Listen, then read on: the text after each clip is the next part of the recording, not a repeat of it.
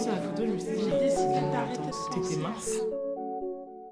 J'ai une grand-mère qui se détestait, enfin je sais pas si elle se détestait, mais qui était obsédée par la maigreur. Et ma mère est vraiment pareille. Je pense qu'elle a transmis ça d'une manière relativement inconsciente à ses filles. C'était un sujet constant, puisque ma sœur avait le droit de manger, mais pas moi, et parce qu'il fallait pas que je grossisse. Ils me demandent pas si ça va ou pas, ils vont regarder si j'ai maigri, si j'ai grossi. Et on fait des commentaires sur celui qui grossit dans la famille. On se moque. J'ai toujours été une enfant très forte. Ça leur a toujours posé un problème. Commencer son adolescence en ayant le sentiment que son corps pose problème à sa propre famille, aux personnes qui vous sont le plus proches. Quand on appelle un tel bouteille de gaz ou bagara, ça veut dire vache en arabe, bah c'est drôle. Quand j'étais petite, ça me faisait pas rire. C'est une façon assez compliquée de commencer sa vie de femme en fait. Je pense que les mamans, et je pense aussi à ma fille, ont beaucoup de responsabilités dans ces questions, dans le regard qu'elles portent sur leur enfant. C'est les parents qu'il faut éduquer en fait. Les régimes, je connais ça depuis l'âge de 3 mois. On a dit à ma mère que ce serait bien de réduire les portions de lait parce que je prenais trop.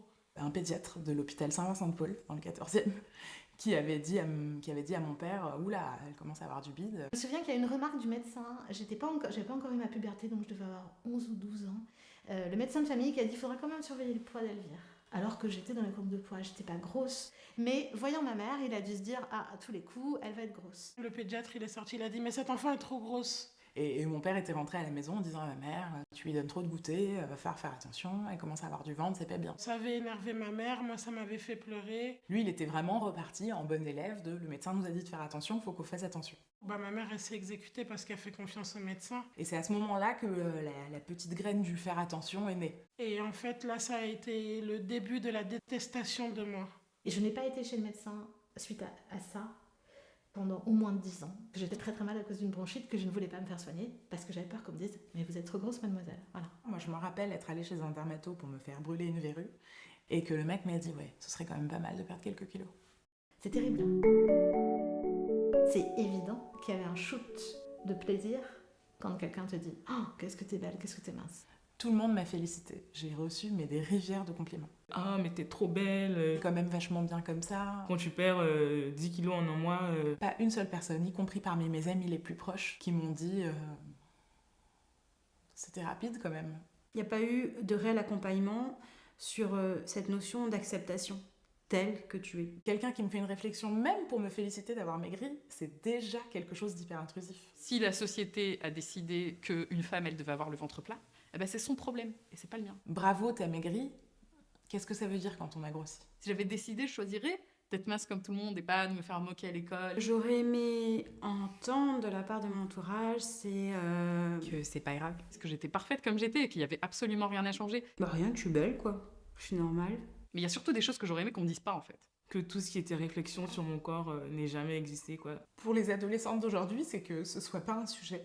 C'est plein de trucs que j'ai intégrés et que je continue de croire aujourd'hui. Qu'on parle pas de leur corps comme si c'était quelque chose de public sur lequel on avait le droit d'avoir une opinion. C'est ça que j'aurais aimé.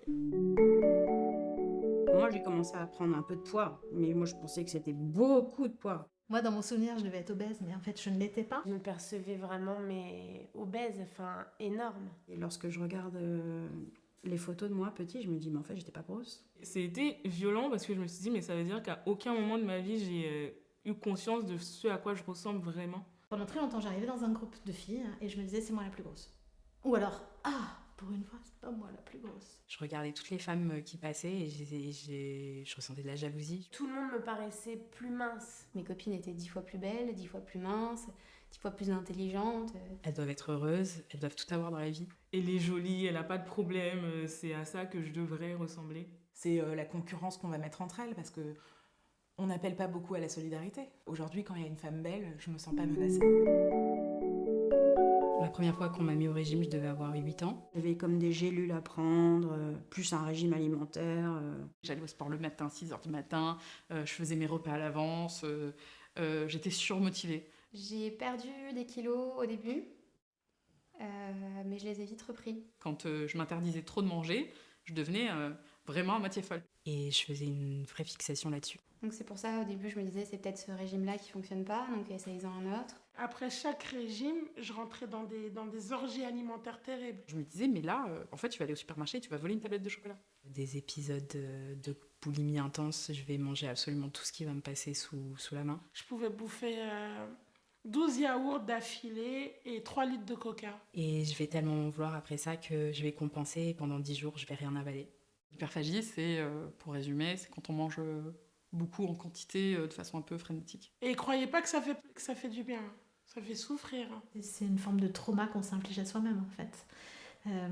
Cette haine de soi, c'est affreux. Mais je sais qu'il faut que je sois vigilante et qu'à n'importe quel moment, enfin, si je vais mal, ça peut revenir. 10 ans plus tard, je fais plus de régime, mais j'en subis encore les conséquences. Une fois qu'on se déteste ou qu'on se sent trop grosse ou qu'on se sent pas dans la norme, on s'empêche tout.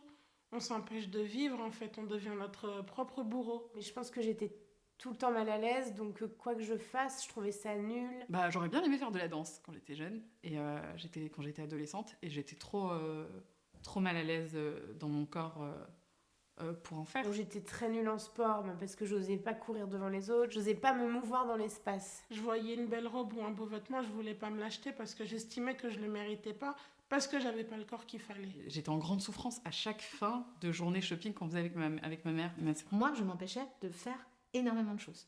Du sport, de mettre un bikini à la plage, éventuellement de draguer, de sortir parfois, parce que moi j'ai vraiment eu des moments où j'étais très mal à cause de ça. Toute la période de l'enfance, de l'adolescence, jeunes adultes, j'étais noyée dans cette obsession de minceur. Des fois, j'étais tellement mal parce que je venais de manger tout mon placard. Du coup, si une copine me proposait d'aller prendre un café, moi je lui disais non. Parce que j'étais en larmes, parce que j'étais pas bien, parce que j'avais honte. J'aurais pu faire plein de belles choses, mais les régimes, c'est terrible.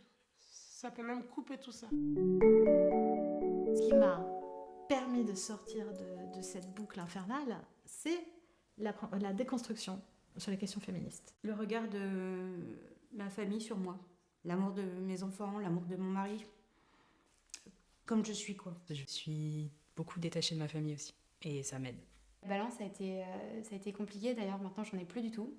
Je ne me pèse plus du tout. J'ai découvert toutes les approches autour de l'alimentation intuitive qui consistent, pour l'expliquer en quelques mots, à dire aux gens de se foutre la paix. Quand je m'achète des fringues pour moi parce que ça me plaît.